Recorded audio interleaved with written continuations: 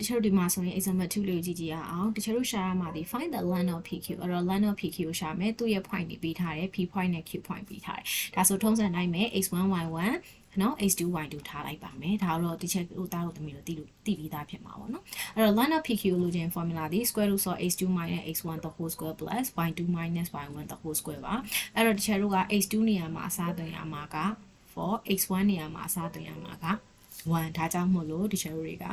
4 minus 1 the whole square အဲ့လိုပဲ y2 နေရာမှာအစားသွင်းရမှာက1 y1 နေရာမှာအစားသွင်းရမှာ5ဆိုတော့1 minus 5 the whole square အဲ့တော့4 minus 1က3 1 minus 5ဆိုတော့ negative 4 the whole square အဲ့တော့ဒီချက်တို့က square root of 3 square ဒီ9 negative ကိုဒီချက်တို့က even number တင်ထားတာဖြစ်တဲ့အတွက်ကြောင့် positive ဖြစ်သွားမယ်ဆိုတော့ plus 4 times က16ဒါဆိုရင်9 and 16 make 9နဲ့16နဲ့ပေါင်းတော့25ဆိုတော့ဒီချက်တို့အဖြေက5ပါ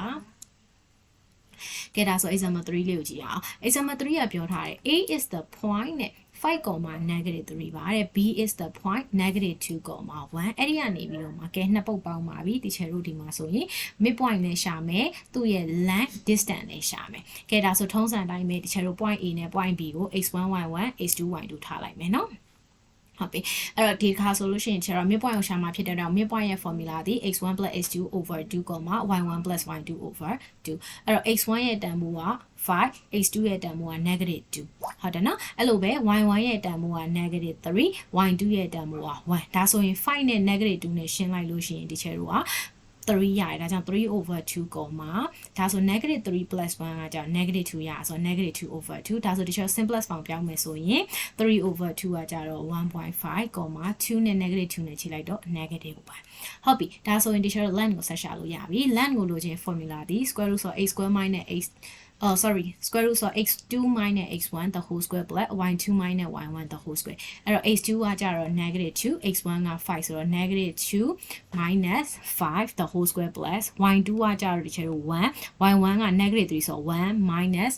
3 the whole square အဲ့ဒီကနေပြီးဒီချက်ကိုဆက်တွက်မယ်ဆိုရင် negative 2နဲ့ negative 5ဆိုတော့ဒီချက်ကိုပေါင်းလိုက်တော့ negative 7 the whole square ဒီမှာဆိုလို့ရှိရင် negative နဲ့ minus နဲ့တွဲတွေ့တာဆိုတော့ positive ဖြစ်သွားတော့4 the whole square ဒါဆို negative 7 the whole square ကကြတော့ဒီချက်တို့က49ဖြစ်သွားမယ်ဒါကြောင့်မလို့ square root of 49 plus 4 the whole square ကကြတော့16ဒါဆို49နဲ့16နဲ့ဒီချက်တို့ပေါင်းလိုက်လို့ရှိရင် root 65 square root of 65ကကြတော့ square root နံပါတ်ရှာလို့မရတာဖြစ်တဲ့အတွက်ကြောင့်မလို့ဒီတိုင်းလေးပဲထားခဲ့ပါမယ်ကဲဒါဆိုဒီချက်တို့က exercise 1.1 ရဲ့ number 3လေးကိုကြည့်ကြည့်အောင်เนาะ number 3မှာဆိုလို့ရှိရင်လေသူပြောထားတာ find the coordinates of the midpoint ကိုလည်းရှာမယ် and the length of the line segment နဲ့ distance ကိုလည်းရှာပေးရမယ်ကဲဒါဆို number A ကကြတော့သူပြောထားတာက 0.0 နဲ့ 4, negative 4ဒါဆိုရတယ်ဒါတို့သမီးကကိုကြိုက်တဲ့ alphabet ကိုထားလို့ရတယ်ပြီးသွားပြီဆိုရင် x1 y1 x2 y2 ထားလိုက်ရုံပဲเนาะကဲဒါဆိုရင်ဒီချက် alphabet A လို့ထားလိုက်မယ်เนาะ point A ပေါ့ point A က x1 y1 ထားလိုက်မယ်ဒါဆို point B က x2 y2 ပေါ့ထုံးစံတိုင်းပဲ midpoint ရဲ့ formula ဆိုရင်ဒီချက်တို့တွေက x1 plus x2 over 2,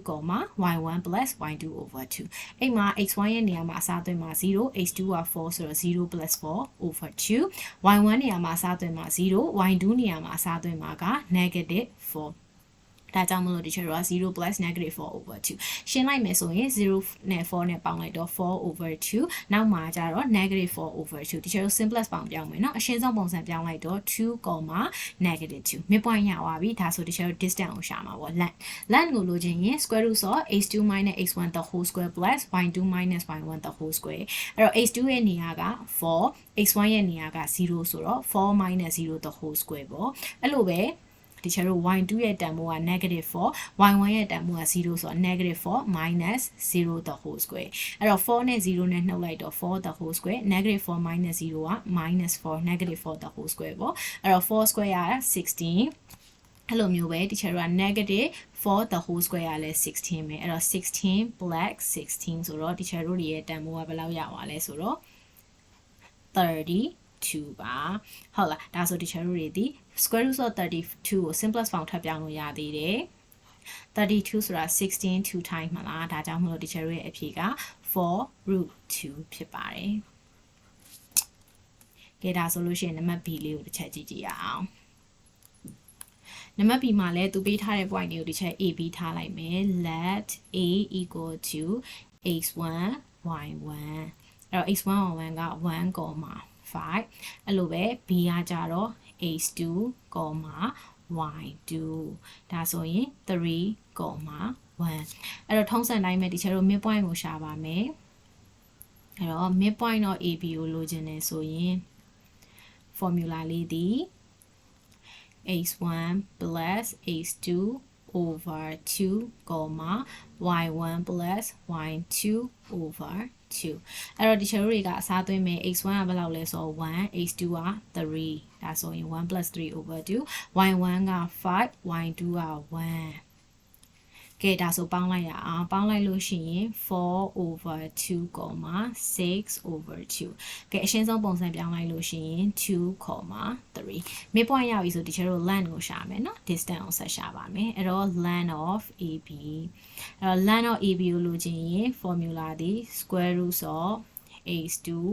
minus x1 the whole square plus y2 minus y1 the whole squareအဲ့တော့ x2 ကကြတော့ဘယ်လောက်လဲဆိုတော့ x2 က3ဒါဆိုသူ့မှာရှိရင် minus အင်းကြီးလိုက်မယ် x1 က1 plus y2 ကကြတော့1 y1 ကကြတော့5အဲ့တော့ဒီချက် square root လေးကိုဒီကဏ္ဍလေးတွေအားလုံးအုပ်တဲ့အထိကိုဆွဲမယ်နော်အဲ့တော့3 minus 1ကဘယ်လောက်လဲဆိုတော့2 square plus 1 minus 5ကတော့ negative 4 the whole square အဲ့တော့ဒီချက်ဒီဘက်လေးမှာဆက်တော့လိုက်မယ်နော်equal to square root of 2 square က4 plus negative 4 the whole square က16ဒီချက်တို့ပေါင်းလိုက်လို့ရှိရင်ဘယ်လောက်ရလဲဆိုတော့20ဆိုတာဒီချက်တို့က simplest form မဖြစ်သေးဘူး20ဆိုတာ4 5 20ဒါဆိုရင်4ကိုဒီချက်တို့က root ပြင်ထုတ်လို့ရတော့2 root 5ဒါဆိုနံပါတ် B လေးရပါပြီအဲ့တော့ဒါတို့မျိုးနံပါတ် B လေးပြီးသွားပြီဆိုလို့ရှိရင်တော့ C ရဲ့ D ရဲ့ E ရဲ့ F ရဲ့၄ပုတ်